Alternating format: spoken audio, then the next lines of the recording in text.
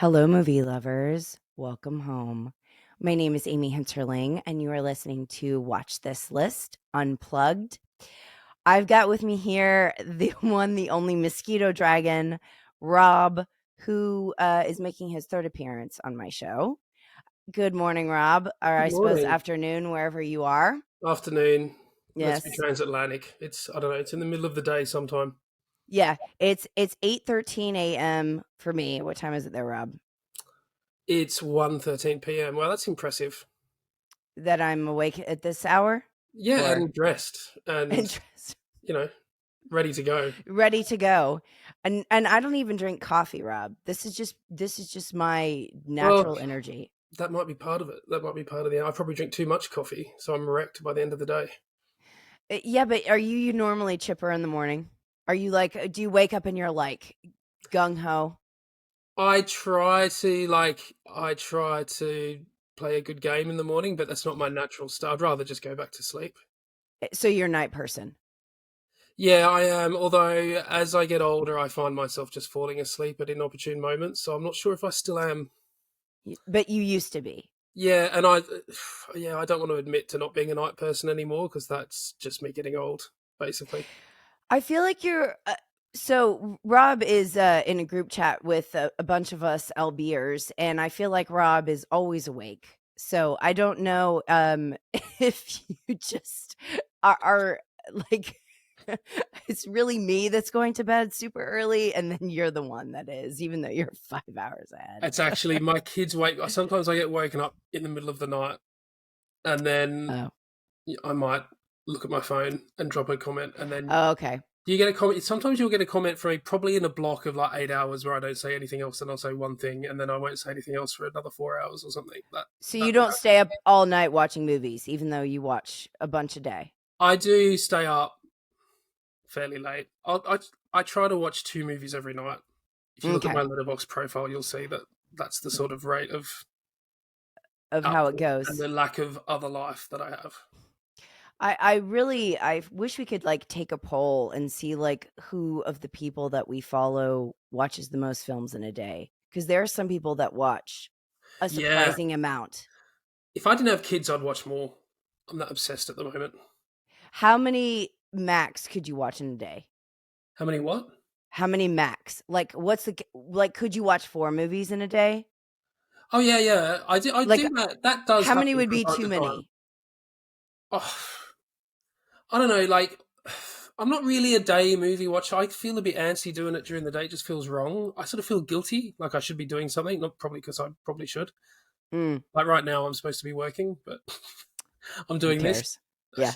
I'm not that guilty. All right. Well, Rob is one of my more hilarious friends, and he decided to choose two hidden gems that were very serious and very heavy. So I was intrigued by Rob's choices for hidden gems because I associate him with he's kind of our relief, comedic relief here. Maybe it's like it might be a sad clown thing, but behind every Mm, funny man, there's just if I may presume to call myself a funny man for a moment, there's just a um, very serious, dark, very sad, brooding, mm, lonely, twisted yeah, person.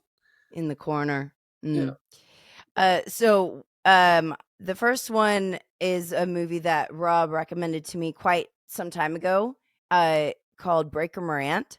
It's a 1980 movie directed by Bruce Beresford, who, Rob, I looked up this guy's filmography. He directed Driving Miss Daisy, yeah, Tender Mercies, and Double Jeopardy, yeah. in addition to Breaker Morant. So quite the varied filmography here. Yeah, none of which would be like Rob films. So I I know. can't say he's the kind of, and I should say because this is hidden gems, right? I should say if there's any Australians watching or listening to this, they're going to go hidden gem. Like this is so famous in Australia. I don't know how famous it is anywhere else. Mm. Um, but going on, I mean, from your previous episodes where you were talking about what constitutes hidden, I Mhm. think this counts. And I figured I should do something Australian. I should try to be a bit patriotic. Yeah, and you really took it literally what I said. What was it? Under 50,000 Was it views or something? 50,000? I Yeah, hardly watch any movies that are over 50,000. I saw I Guardians of know. the Galaxy the other day. I suppose that is already. That's But more than 50,000, I would say. Yes. but yeah, I think most of what I watch is quite hidden. So yeah, I don't know. I actually I felt a bit sorry for you because you'd done midnight movies, and before that you did horror movies. And I'm like, I'm just going to give you some stuff that I think is fairly straightforward. I didn't really consider the fact that both these movies are kind of traumatic. So sorry about that. Bleak is the word I would use. Yeah, Bleak and grim. in a And wonderful way. yes. Well, and Breaker Morant is an interesting title because if you don't know what it is, it's literally gibberish. Like you could say, "Oh yeah, I watched Yeah, Breaker Morant," and be like, "What the heck is that?" So, my first question is always describe the movie to someone who has never heard of it before. yeah. So Breaking Morant is it's a historical. I think it's based on a true story. Yes, it is. Set in the Boer War, so it's pre World War One, and this was the war that was fought in South Africa for the British powers against the Boer. I don't know how to say it. In Australia, we always say Boer, and That's fine with me. it's not. It's so BOER. these were like Afrikaan farmers, I think, that had an uprising. And maybe it led to South Africa getting its independence. I don't actually know. So one of the things about this film is it's this iconic Australian film, but its entire setting is really all about a completely different country. I always wonder how South Africans feel about that. But Mm, yeah, so it's about the days of empire. Australia was just part of the British Empire. So if Britain was fighting a war against someone, then Australian men would go off and fight in those wars. And it's a particular story about um, it's about a court martial actually. So it's effectively a courtroom drama. yes. Um, about three Australian lieutenants who are charged with murder. And it's kind of a weird thing, right? Because there's no question as to whether they've actually murdered anyone or not. They have, but the thing is, they're in the middle of a war, and they were effectively ordered to execute all prisoners. And for political expediency, because one of the prisoners that they shot was a German, and at the time the British were trying to forge an alliance with Germany before all this World War One stuff ended up happening. Um, they needed some scapegoats to make an example of. So, but it's important as an Australian story because a little bit like the Anzac story, which is a different thing, which was also covered in a great Australian film called Gallipoli by Peter Weir, With Mel Gibson. I've with seen the that young, movie. fresh-faced Mel Gibson. Mhm. Yep. Um, it's a little bit about Australia. Probably it's a little bit of myth making about why Australia decided to go its own way and break apart from Britain because Britain was effectively like a abusive parent that used to treat Australians really bad. So that's a big part of the Australian cultural identity. Heritage. This is a story about that, basically. And I actually just remembered as you were talking that the reason that you, recommended this to me is because I saw FX. Oh right, yeah. So he's got some good Brian Brown action. Yes. I saw FX and you were like, "If you like that actor," which I did, I'd never seen him in anything, and you were like, "He's such a treasure, then you should watch Breaker Morant." But that Yeah, was a while back. this is probably I like FX too actually, but this is my I do favorite too. Brian Brown performance easily. He's fantastic, and it's yeah. So this is a very it's a very serious and somber kind of story, but it does have some. It's sort of interesting, you know. It's a courtroom drama, but then you'll get like a shootout in the middle of it, because there's a raid on the compound where they're having the court martial. So you get action, and then you get a bit of comedy as well. Most of that comes from Brian Brown, who's he's a very Australian type, the larrikin type character is what he's playing in this. Even though he's probably the most murderous and violent one of them, which is Well, interesting. and tell us who Breaker Morant is. So Breaker Moran is played by Edward Woodward. So he was the guy in charge of this particular group of soldiers. So It's really interesting. I don't know if I didn't pick up on this the first time I saw it, but they talk about commandos and commando being a Boer word or an Afrikaan word. I didn't know it came from that. So this Hmm. was almost like the first guerrilla warfare, um, where the Boers were sort of getting behind enemy lines and committing acts of terrorism and all that kind of thing. So they set up some. The British set up kind of squadrons of special forces soldiers that would do the same thing. That sort of kind of what used to be seen as underhand tactics, um, and they would use mainly Australians and New Zealanders to do that sort of work. So this squadron was actually all Australian soldiers, and Breaker Morant was their commander. Um, a guy who'd come across Breaker was his nickname because he was a great horseman or something. So it was all about breaking horses Right. and breaking them in, kind of thing. And yeah, so the issue is what the inciting incident is. He's there. He's got a certain history with the other commanding officer there, who he's engaged to marry this guy's sister, and they go out on a raid, and this friend of his gets captured, and they find his body later, and he's been mutilated and tortured to death, and Breaker kind of loses it and suddenly Right. starts. He's not doing anything he hasn't been ordered to do, but up until then, the soldiers have not actually followed the full extent of the viciousness of their orders. But then that all changes, and he sort of goes a little bit berserk. And so basically, what they're being put on trial for is executing prisoners and a German missionary. And exactly why that happens and how that happens is something you get told in flashback through the film. It kind of reminds me a little bit. I don't know if this is insulting to you because some people do not like this movie, but it reminded me a little bit of A Few Good Men in terms of that they were just following Yeah, orders, and then the whole movie is kind of like, you know, who's responsible? Are they wrong for following orders, and what exactly were those orders, or did you yeah. go rogue? Because this whole movie, it's kind of like, well, they don't feel they did anything wrong because they were completely within their training to do what they did. Well, I think yeah. So it's one of those stories that points out the institutional legal insanity of war, because what they're being accused of and what they've done really are bad things. Right. But what's ridiculous is that they're being held to account by even worse men in a way, because these are the ones who order it but don't have to carry it out. So it's interesting. That never changes. That's just part and parcel of war, and that's um it brings into like things like the war in Iraq, right? And how that all went down. And it's you've got people making decisions that this needs to happen. Mhm. And you've got men going in there and killing and dying, and all sorts of horrible stuff goes on, as it always does, because that's just the way war is. And then there's always a reckoning at the end. So you've even got something like, I think of things like Abu Ghraib, where we see pictures of Abu Ghraib and think, well, how the hell does that happen? But the fact is, it happens, right? But meanwhile, the politicians, it's not their fault. They didn't do it. They didn't tell them to do that, but they created the environment in which such a thing could occur.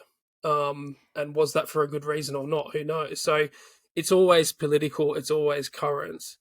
Um, and I really like how this film uses a court case, because it's effectively like putting the entire concept of war on trial, Yes. and the British class system, and how, because they get there's a really great character here. It's a performance by Jack Thompson, who plays this really inexperienced um, not prosecutor, like their defending lawyer, basically, who's another soldier. Um, and he causes lots of problems because this was effectively supposed to be a show trial which would be done and dusted very quickly, but he actually puts up a really good defense against all the odds. Um, and you see how the entire British class and military apparatus basically just breaks its own rules in order to get the verdict it wants to, and then we don't want to give anything away, but it sort of drives towards a conclusion of the film, which is symbolic and incredibly powerful. I think it also brought me back to Paths of Glory too, I still haven't seen that. because I got to see Parts of Glory. oh, Yeah. Rob, it's not a hidden gem, people. So if you haven't seen Paths of Glory, I don't know what to tell you, because that's Rob. That is essential viewing. Okay, well that's Yeah, I another gotta see one it. where it has this courtroom drama feel. There's this like need for a scapegoat sort of vibe as well, and then it really shows the absurdity of trying to have a practical structure within total chaos, like trying to act as though what they're doing makes some sense or it has parameters around it, when it's like, you know, Yeah. I don't know, really shows, Kubrick really shows the absurdity, and that would go very well with this movie, Yeah, actually. I've got to say it, I but can't yeah, I believe mean, you. so that's the thing about this film is that it's got all that thematic weight. It's got a lot of there's a lot of Australian cultural stuff in there, which I don't know how much that comes through, but um, there are themes of it's sort of it can swing. The great thing about this film really is it balances. It's got some really good actual action sequences in it that work well as action sequences. It's got a lot of really great drama. I think Edward Woodward in particular is really fantastic in the role. I mean, he does some. They do some stuff in the courtroom where he's literally just react. He's a fairly stoic sort of character who's not super demonstrative, um, but he's doing stuff just with his face to react to things, which is telling like entire reams of dialogue. So it's pretty. I really picked up on that on this rewatch. Um, and then you got this amazing. I'm not sure where they filmed it. I was looking at the credits. They may have filmed it actually in Australia, but it looks African. But that might have just been some judicious putting some African looking plants in place in certain landscape shots, because the bits of Australia and Africa do look similar. But Mm. it's some really gorgeous outdoor cinematography capturing that South African veldt landscape. Well, is Um, this one that you were forced to see, being an Australian? Is Weirdly, this I one that saw it for the first time only a few years ago, but I had to. I remember okay, we had to do. It's based on a play, and I remember we had to do the play in English at okay. high school, I think. I figured this might have been one where it was like, if you if you were Australian, then it's kind of one of those where you It is a bit. I don't know if it still is or not, but it was I mean, Breaker Morant is something everyone's heard of, I think, or at least it was when I was growing up there. And mm, yeah, we had to do the play, but I'm sure the film had been on TV a million times. But like, I just had never. I mean, when I was a kid, the last thing I really wanted to see was Australian stuff like this, because it's just shoved down your throat constantly. Like, if I had another. that's what I assumed. Kind of like Threads, actually, with the British people, where it's like it was strangely like on all the time, or it Well, was like shown in The British just schools. wanted to traumatize their kid. I don't know what was going on with British. I mean, I love it now, but I mean, growing Yeah. up here must have been a nightmare. Oh my gosh, if I saw that as a child, I would be, especially if you thought that it really happened, which you could if you were Well, like, everyone was really scared of it at that point. Yeah, but I mean, right. no, I'm traumatized by it, and I watched it a few months ago, and I'm still I fucked up by know. it. But Joel and I watched it for one of our watch lists, and I was like, "Oh my gosh, why did I do this to myself?" I mean, it's so good, but it's just so. Ugh. Anyway, Oh, anyway, but yeah, yes. I wouldn't. I mean, stuff. All this Australian stuff, I wouldn't have. I've only sort of got interested in it as I've got older, really. Mm, But yeah, I just think this is just a really cracking film. It's super entertaining. It is quite funny in parts. mm. I really like a good courtroom drama. I mean, there's if they're well paced and well performed and well The written. Verdict is another one, Yeah, Rob. love The Verdict. Yeah, that's great. That's a good one. Yeah. It's because it's kind of in a way it's pure theatre almost in terms of it's boiled. They can't really rely much on setting or any sort of visual atmospherics that you can put in place. I mean, you're in a courtroom, and in this case, it's a court martial, so they're all sitting in this bare room, sitting around tables that they've just put up. Um, So it totally relies on the ebb and flow of dialogue and the build up of suspense and revelation of detail and all that sort of stuff, which is, I think, this has got to be one of the best kind of courtroom dramas ever made, I would say. Yeah, and those are all plays now that I'm thinking about it, because Yeah, I a lot know of The them are. Verdict Yeah, of they make great plays because, Ma'am It Was, and then Few Good Men with Sorkin. That was also a yeah, play, and 12 then this Angry one's a Men, all that play. sort of stuff. I mean, 12 Angry there's some Men. great Yep. ones. Okay, so see Break Morant, and then also please see Paths of Glory. I didn't think that I had to tell Rob to do this, but Rob, this is your It's like next I've assignment. got so many movies like that I haven't seen. So We'll put this at the top of your it's list, good. I please. mean, once I've seen everything, what am I going to do? You won't have ever seen I have to everything, kill trust myself. me. Oh no, I suppose I've got I family. know. Okay, so pivoting here to his second one, which is The Shop on Main Street, which won. I did look this up, Rob, for you. It Mhm. won the 1965 Academy Award for Best Foreign Film. Okay. And it has two directors credits, Elmore Kloss and Jan Kador. This one is part of the Czech New Wave, correct? Yep. I read Rob's review talking about how you kind of prefer this over, like, that a lot of people do, like French New Wave and other emphases, but you were like championing the Czech Czech New Wave. Yeah, New Wave. I've really become deeply into the Czech New Wave. I mean, there's a lot I haven't seen, but um, Mm. I was always resistant to seeing that. I'm changed now. I'll be up for any sort of art house sort of stuff. I haven't seen a lot of French New Wave. I need to see a lot more, but um, I do think the Czech New Wave is a bit different in the sense that it's incredibly innovative. I mean, most of it was made in a period of about 5 years, and it got kind of cut off by the Soviet invasion at the end. So there's a lot were made around the Prague Spring.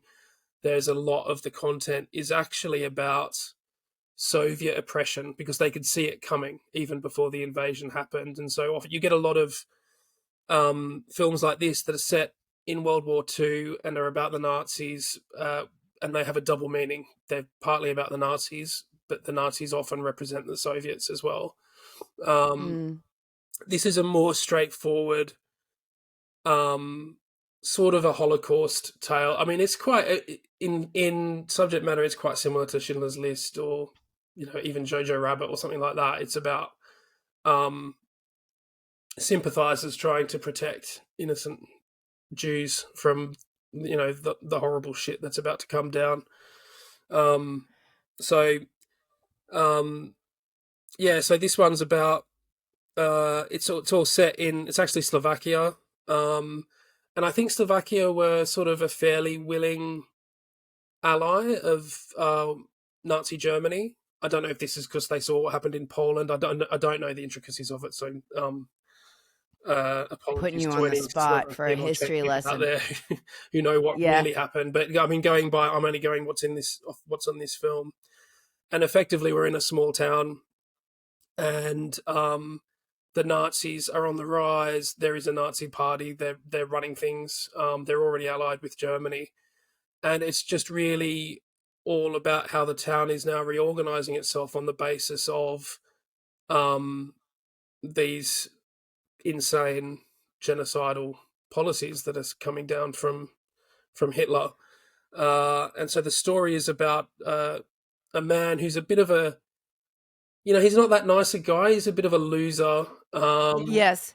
And he's quite disengaged. He's not exactly an anti-hero, but I wouldn't call him he's kind of in it for himself. Totally, yeah. So he's quite greedy. He's quite small-minded.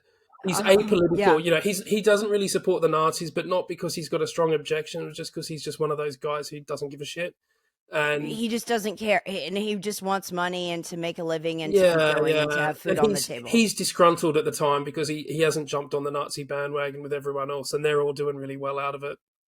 And he's got a Right. brother-in-law who's doing really well in the Nazi party, and they come around for dinner one night and they all get drunk, and so he actually confronts this guy and says, well, why haven't you done anything for me? And he's like, well, here you go, I'm going to give you, we're Aryanizing all the businesses. So what was happening is that they were basically anything that was owned by a Jewish person was being taken off them and handed to some non-Jewish person, and they called it Aryanization. So he was given this shop on the titular shop on Main Street, a haberdasher run by a little old Jewish lady. And he's like, right, next day, go down there. That shop's yours now. You can tell her that she's now working for you. And, you're a rich man, hooray, kind of thing. Right. So he thinks this is great. So he's got no issue with it to start off with. Goes down there and finds the shop's run by this beautiful old lady played by Ida Kaminsky. Is that her name? Do I have that right? Yeah, Did and she she win was an Oscar? actually she was nominated the following year, I believe, for something else, but not for Oh, not for this. this. No, Okay. it just won Best Foreign Film.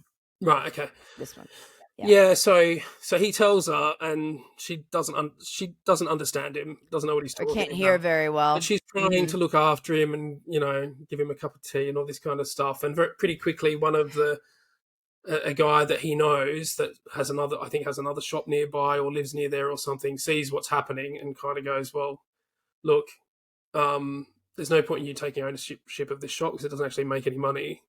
And you don't need to tell her about it. You just hang around, help her out, pretend like you're taking over the shop, and a bunch of the neighbors were going to chip in and pay him a wage to do that.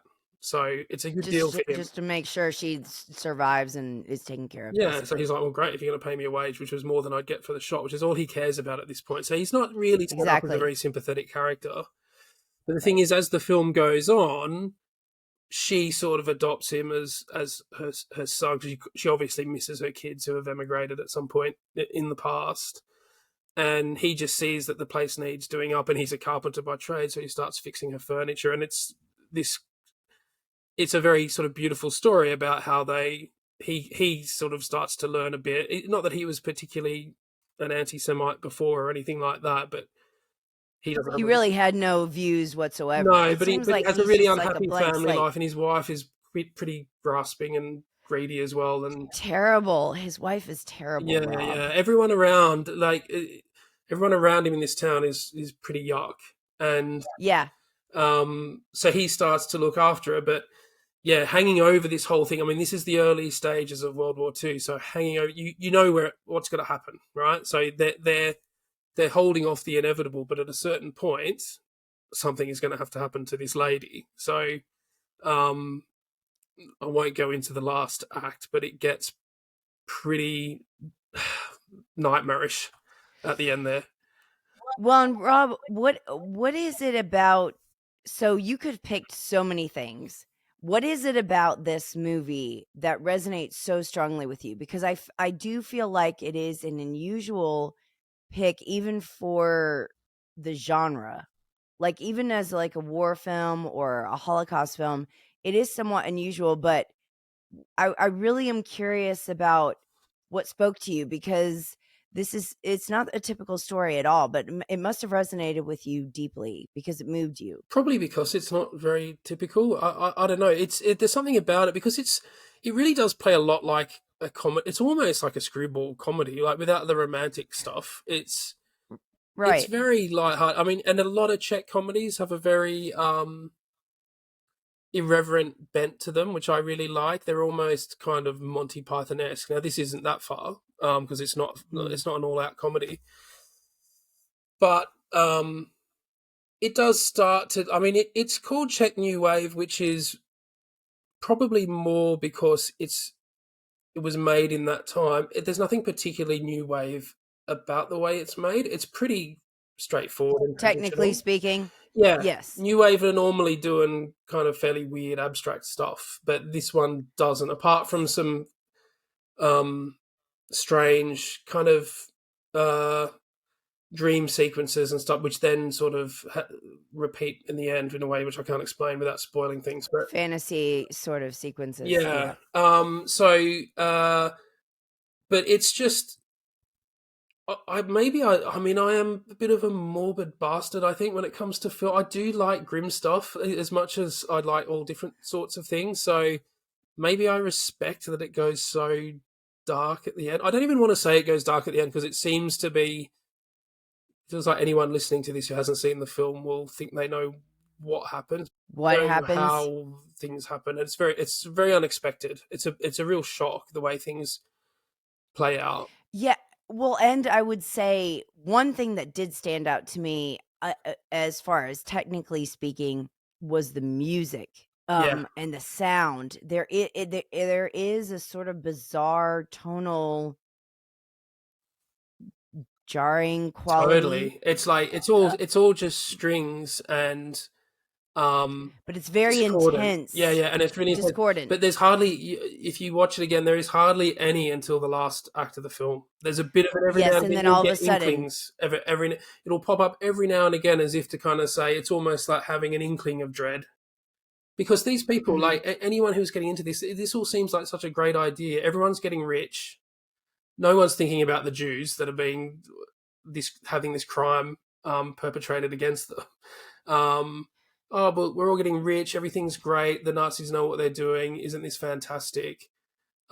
And the point of Nightmare is the point at which Tono, our protagonist, and some of the other characters, the more sympathetic characters, where they realize now that this thing is coming to its logical conclusion that was always marked out. But you can imagine being in that situation and not believing that would ever happen because it's so insane.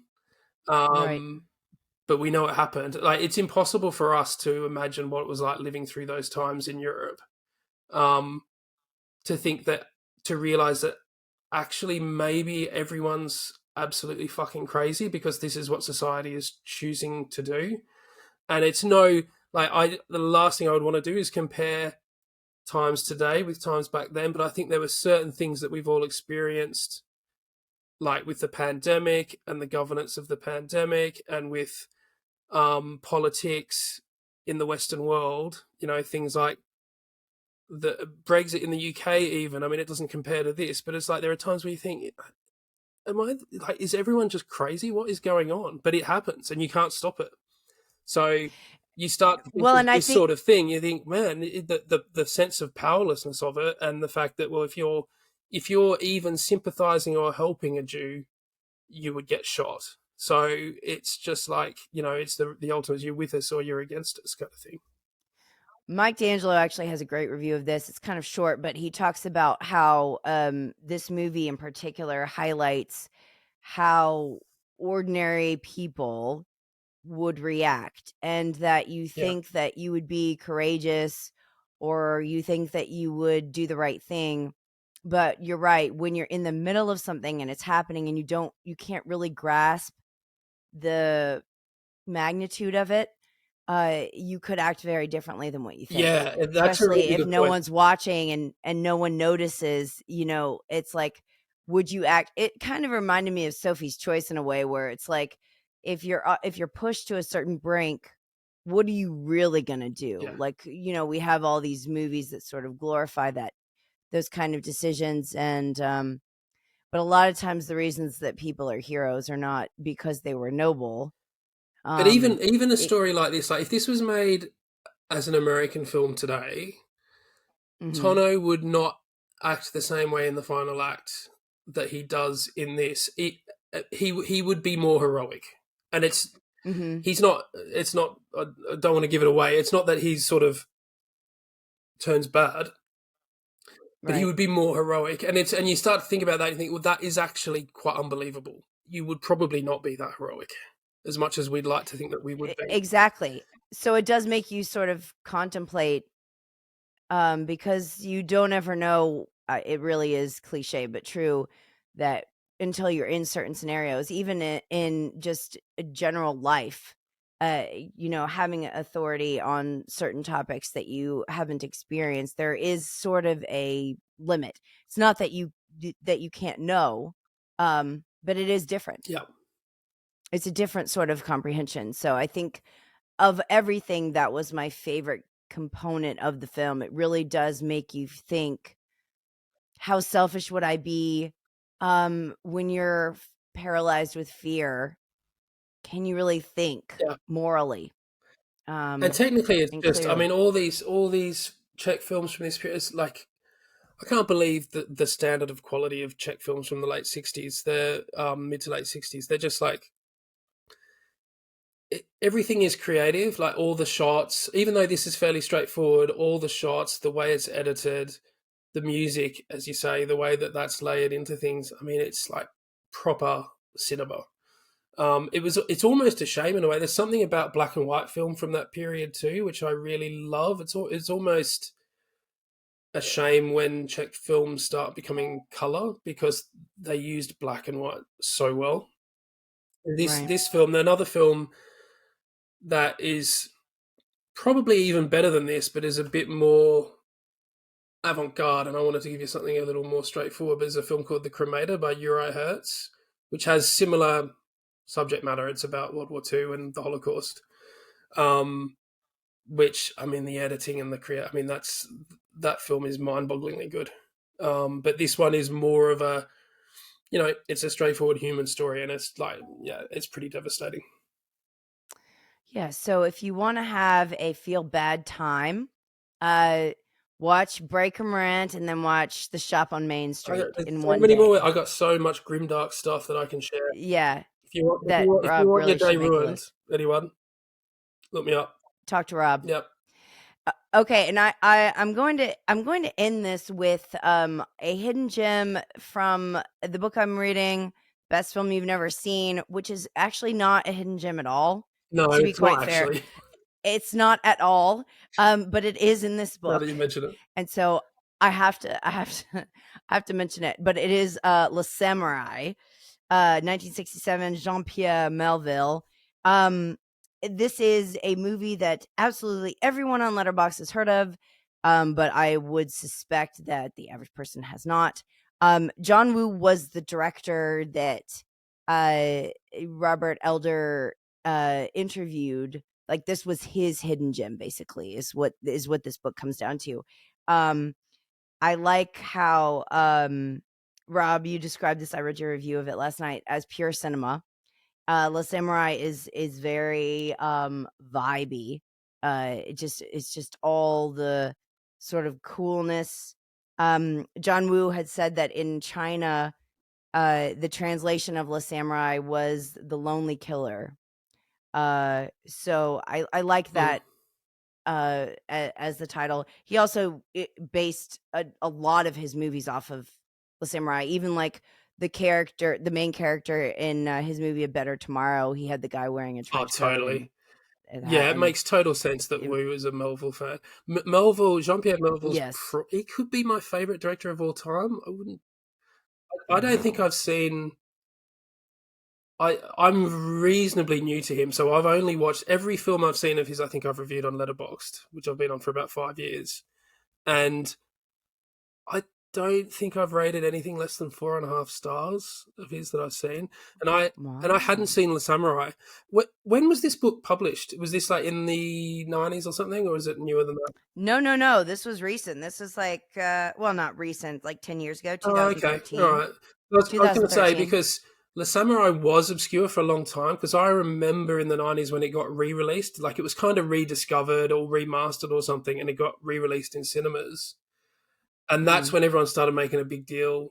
When everyone realized what a masterpiece it was, I think it was a little bit lost before that.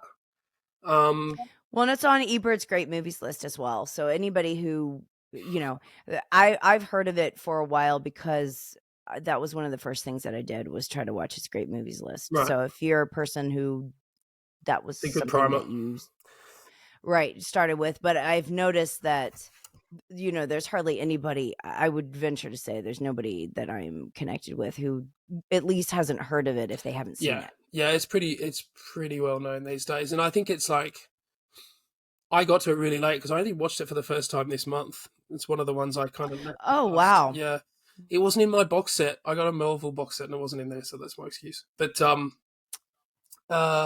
I'm kind of glad I did because it's a little bit like distilled Melville. It's like it's all his themes kind of boiled down to their essence and their most minimalistic way. It's kind of a weird film. It's not my favorite Melville, but I got a feeling it might become it if I keep watching it because it's a bit Well, of a it's a bit challenge. procedural. it has a strange blend of elements to it. It's kind of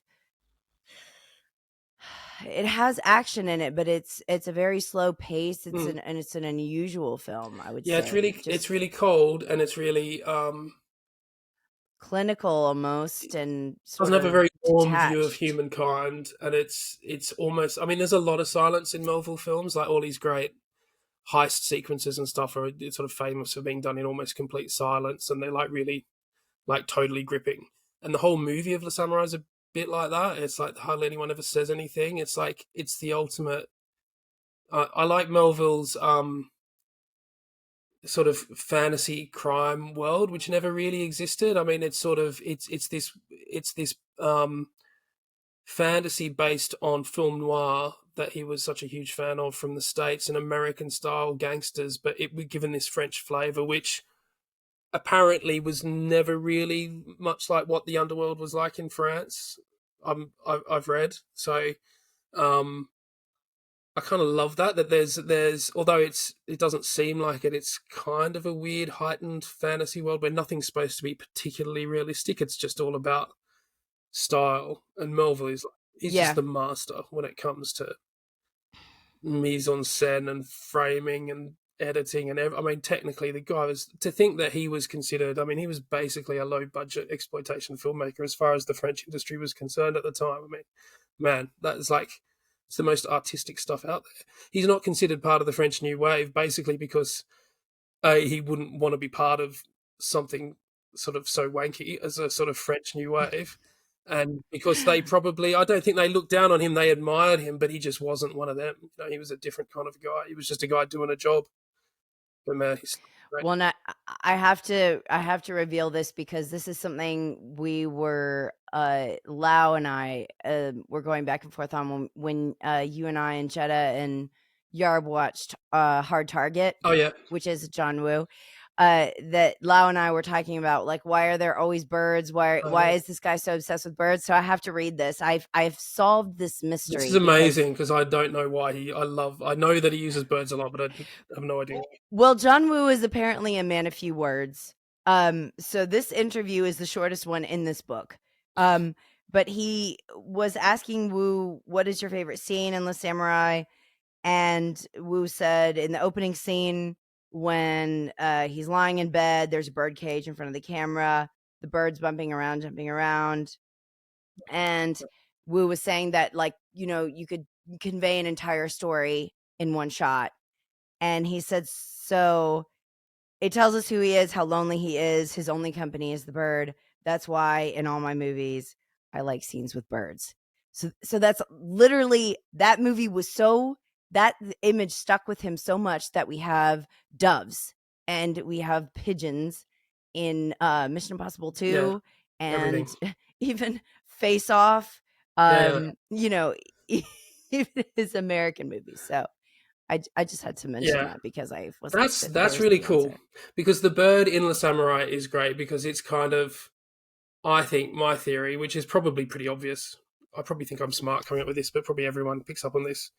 Is that the Mm. bird is like his soul because it's fine and Mm. pristine and happy at the beginning in its cage, and you know how he kind of never like Alain Delon never barely changes his expression. I think there's one scene where he's trying to break into a car where he looks slightly panicked, but that's it.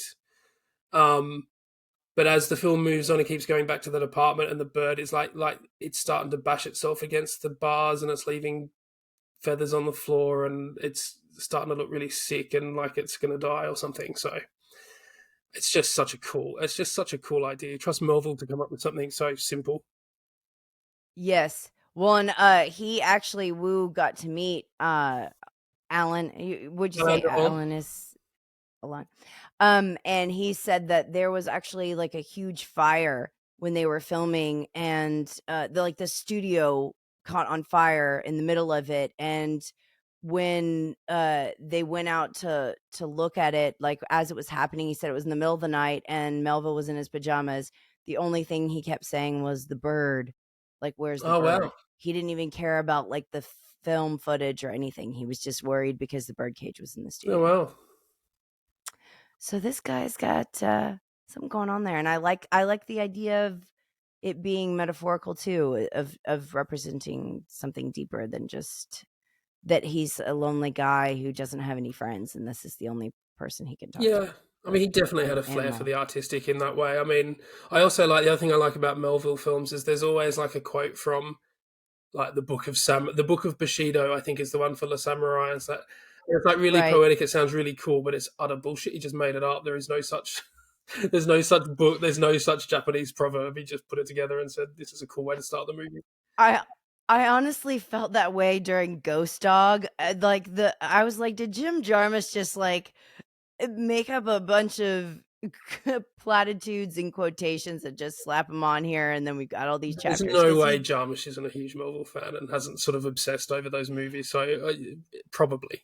It's, even in Patterson, there's just like poetry. He's just a man that's obsessed with visual words across the screen. But that's another one that I thought of where it's yeah, like, dude, are you just making all this stuff up? And you know, speaking of like with F for fake, are you just like? But then it's like, well, if you are, what's the difference? It's still yeah. I mean, cool. I saw Ghost Dog when it came out, and I haven't seen it since. But from what I remember, that's got to be a self-conscious homage to the samurai, surely. Surely, yeah, surely. All right. Well, everybody, please see these movies. I saw them for Rob, and you should too. Come back and let us know what you think. Breaker Morant and the shop on Main Street. Get a good cry out. Rob, it's always a pleasure to have you. It's all And mine. we'll see you at the movies.